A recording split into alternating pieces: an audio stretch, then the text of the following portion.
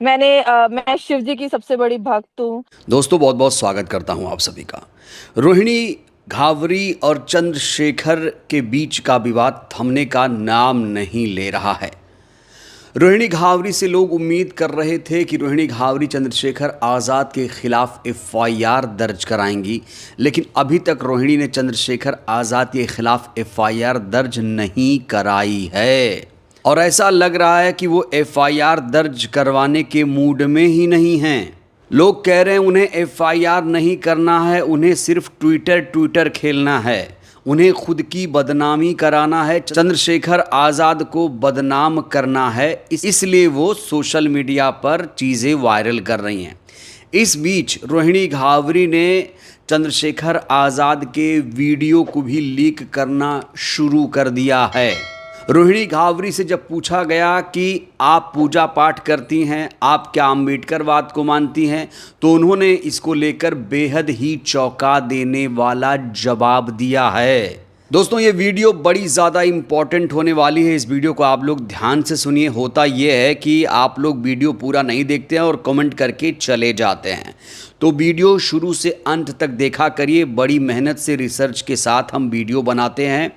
तो वीडियो की शुरुआत हम रोहिणी घावरी के प्रोफाइल से करेंगे, क्योंकि बहुत सारे लोगों को रोहिणी घावरी के बारे में ज़्यादा नहीं जानकारी है, इसलिए रोहिणी घावरी की प्रोफाइल सबसे पहले मैं आपको दिखाना चाहता हूँ। देखिए, रोहिणी घावरी का जन्म 28 अगस्त 1993 को इंदौर में हुआ है। इनकी जो शिक्षा है, स्कूलिंग इंदौर के केंद्रीय विद्यालय से पूरी की है। अब स्विट्ज़रलैंड में रह रही हैं। रोहिणी के जो पिता हैं शिव घावरी समाज सेवा के साथ कांग्रेस से भी जुड़े रहे हैं, वाल्मीकि समाज और सफाई कर्मचारियों के मुद्दे उठाते हैं। रोहिणी की मां 1988 से इंदौर के बीमा अस्पताल में सफाई कर्मचारी हैं। रोहिणी 4 भाई बहन हैं, सबसे बड़ी रोहिणी ही हैं। एक छोटी बहन डेंटिस्ट है, दूसरी छोटी बहन लॉ ग्रेजुएशन कर रही है, छोटा भाई इंजीनियरिंग कर रहा है। अब चंद्रशेखर की प्रोफाइल आप जान लीजिए। चंद्रशेखर का जन्म 3 दिसंबर 1986 को सहारनपुर में हुआ। इनकी शिक्षा एलएलबी हेमवती नंदन बहुगुणा गढ़वाल विश्वविद्यालय से हुई है। 2015 में इन्होंने भीम आर्मी की स्थापना की थी, सह संस्थापक और राष्ट्रीय अध्यक्ष हैं उसके। 2017 में सहारनपुर हिंसा के बाद राष्ट्रीय पहचान मिली और जेल भी जा चुके हैं। 2020 में चंद्रशेखर आज़ाद ने आज़ाद समाज पार्टी कांचीराम की स्थापना की। 2022 में इन्होंने अपना पहला चुनाव योगी के खिलाफ गोरखपुर से लड़ा, सिर्फ 7,640 वोट इन्हें मिले। 2024 में बिजनौर की नगीना लोकसभा सीट से चुनाव जीते, पहली बार सांसद बने हैं। अगर मैं इनके परिवार की बात करूं तो इनके पिता का नाम गोवर्धन दास है, रिटायर्ड प्रिंसिपल रह चुके हैं। जो मां कमलेश देवी हैं वो गृहिणी है। इनकी पत्नी का नाम वंदना कुमारी है। तो चंद्रशेखर आज़ाद शादीशुदा हैं। लेकिन इसी शादीशुदा चंद्रशेखर आज़ाद से रोहिणी की पहली मुलाकात 2021 में होती है। रोहिणी का दावा है कि चंद्रशेखर आज़ाद उनसे मोहब्बत करते थे। मैं भी चंद्रशेखर आज़ाद से मोहब्बत करने लगी थी जब उन्होंने विश्वास दिलाया कि मैं बहुत प्यार करता हूं, तो ये भी उनके झांसे में आ गई, ऐसा इनका दावा है। इस बीच रोहिणी घावरी ने चंद्रशेखर आज़ाद की पर्सनल मैसेज लीक करने शुरू कर दिए हैं। इससे पहले उन्होंने पर्सनल चैट लीक किए थे, पर्सनल चैट जो होते हैं वो लीक किए थे, और अब उन्होंने वीडियो कॉल की रिकॉर्डिंग भी लीक करना शुरू कर दिया है। अभी अभी रोहिणी घावरी ने चंद्रशेखर आज़ाद और उनके बीच जो वीडियो कॉलिंग होती थी उसे लीक करके एक बड़ा खुलासा कर दिया है। दोस्तों ये देखिए, ये अभी अभी रोहिणी घावरी ने चंद्रशेखर आज़ाद के पर्सनल मैसेजेस को लीक किया है। वीडियो कॉल कहा जाता है चंद्रशेखर आज़ाद ने किया था। और इसके बाद एक फ़ोटो यहाँ पर आप देख सकते हैं, चंद्रशेखर के आंखों में आंसू है। और ये फ़ोटो चंद्रशेखर ने क्यों भेजा, उन्होंने ही भेजा, इस बात की पुष्टि हम नहीं कर सकते। यहाँ लिखा है गुड नाइट, फिर नीचे मैसेज आता है सो जाओ रिलैक्स होके, वादा किया है निभाऊंगी इस रिश्ते को हर कंडीशन में। तो इस मैसेज को लीक करने का मतलब क्या है? यहाँ पर रोहिणी ये दिखा रही हैं लोगों को, दुनिया को दिखा रही कि चंद्रशेखर आज़ाद अपने आंसू दिखाते थे कि मैं तुमसे बहुत प्यार करता हूँ, मैं तो सिर्फ तुम्हें चाहता हूँ। और उसके बाद गुड नाइट लिखा है। फिर ये भी कहती हैं कि वादा किया है निभाऊंगी इस रिश्ते को हर कंडीशन में। हर कंडीशन में निभाने का इन्होंने रिश्ते को वादा किया था। ये भी कह रही हैं कि चंद्रशेखर आज़ाद कहते थे कि बाबा साहब ने 2 शादी की थी, मैं भी 2 शादी कर लूँगा, कोई दिक्कत नहीं होगी अगर तुम्हें परेशानी ना हो तो। दोस्तों, ये जो मैसेज इन्होंने लीक किया है इसकी हम पुष्टि नहीं कर सकते, क्योंकि ये AI का ज़माना है। यहाँ कुछ भी काट छाट करके प्रसारित किया जा सकता है। रोहिणी घावरी यही नहीं रुकी, उन्होंने कहा हमारे पास कॉल रिकॉर्डिंग्स भी है, उसे भी लीक करेंगे। जब FIR दर्ज होगी कोर्ट में, जब सबूत देने होंगे तो हम सबूत भी कोर्ट में रखेंगे। चंद्रशेखर आज़ाद के पर्सनल मैसेज को लीक करने के बाद रोहिणी घावरी ने इसको लेकर एक ट्वीट भी किया है। इन्होंने लिखा है, पहले लड़की को पाने के लिए सब करो, फिर समाज के डर से छोड़ दो। क्या एक लड़की सिर्फ खिलौना है? जिस आदमी की हर तकलीफ में साथ रही, जिसके संघर्ष में साथ रही, उसे किसी कीमत पर कभी टूटने नहीं दिया, आज वही मेरा अपमान होते देख रहा है। बड़ा सवाल ये है, रोहिणी का अपमान कर कौन रहा है? मैं इनकी हर मजबूरी को समझ साथ दे रही थी। ये मुझसे बात किए बिना एक दिन नहीं रहते थे।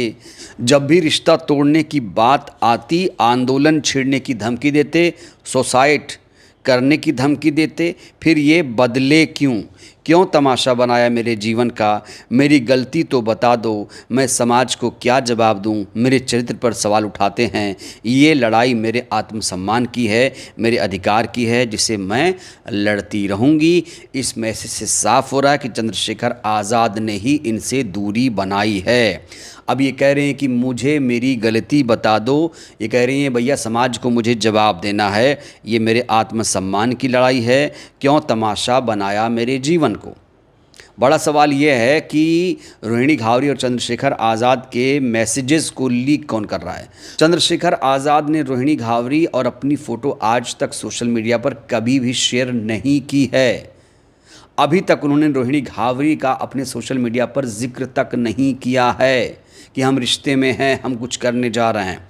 तो फिर तमाशा बना कौन रहा है? पिछले 3 जून से देख रहे हैं कि रोहिणी घावरी ही एक से एक खुलासा कर रही हैं, चंद्रशेखर आज़ाद को लेकर शोषण का आरोप तक लगा रही हैं और कह रही हैं कि चंद्रशेखर आज़ाद ने मेरा साथ छोड़ दिया।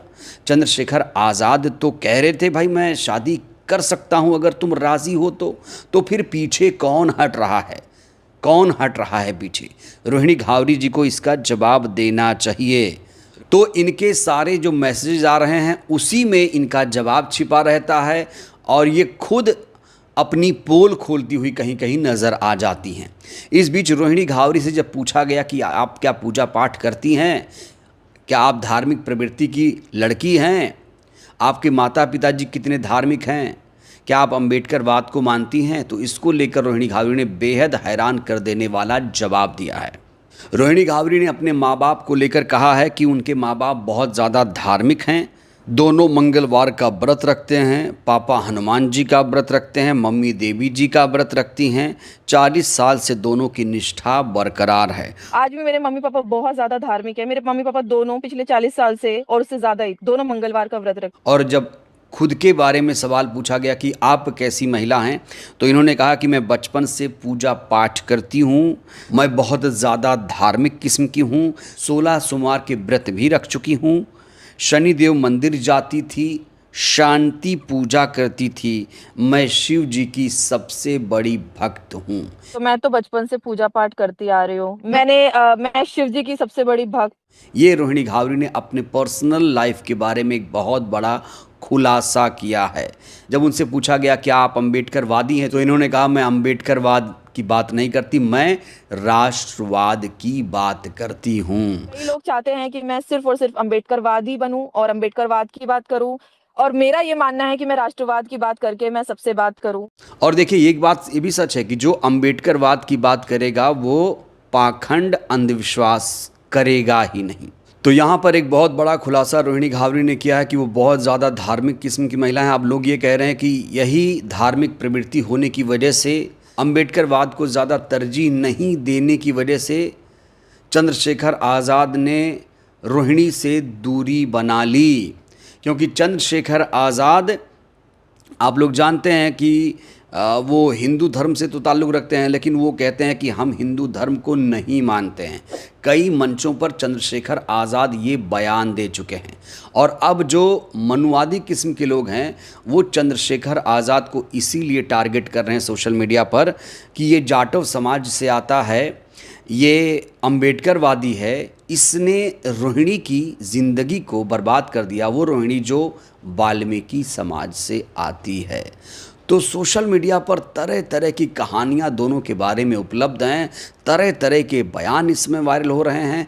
अब जो वीडियो लीक किया है रोहिणी घावरी ने, उसको लेकर भी एक भूचाल आया हुआ है। इसको लेकर लोग तरह तरह की चर्चाएं कर रहे हैं। लोग कह रहे हैं चंद्रशेखर आज़ाद ने इसका शोषण किया, इसको धोखा दे दिया। कुछ लोग ये कह रहे हैं कि रोहिणी घावरी चंद्रशेखर को सिर्फ बदनाम करना चाहती हैं, ये बीजेपी की एजेंट हैं, बीजेपी के एजेंट होने का इन पर आरोप लग रहा है। वहीं चंद्रशेखर आज़ाद कह रहे हैं कि मैं सोशल मीडिया में इस पर कोई जवाब नहीं दूंगा, मैं कोर्ट में ही रोहिणी को जवाब दूंगा। बहरहाल इस वीडियो में इतना ही। जिस तरीके से रोहिणी घावरी लगातार चंद्रशेखर आज़ाद के पर्सनल मैसेजेस लीक कर रही हैं, वीडियो लीक कर रही हैं, आपको क्या लगता है, क्या रोहिणी घावरी इस पूरे मुद्दे को लेकर सीरियस हैं? क्या वाकई वो FIR दर्ज कराएंगी, कोर्ट जाएंगी? प्रतिक्रिया दीजिए। बहुत बहुत धन्यवाद।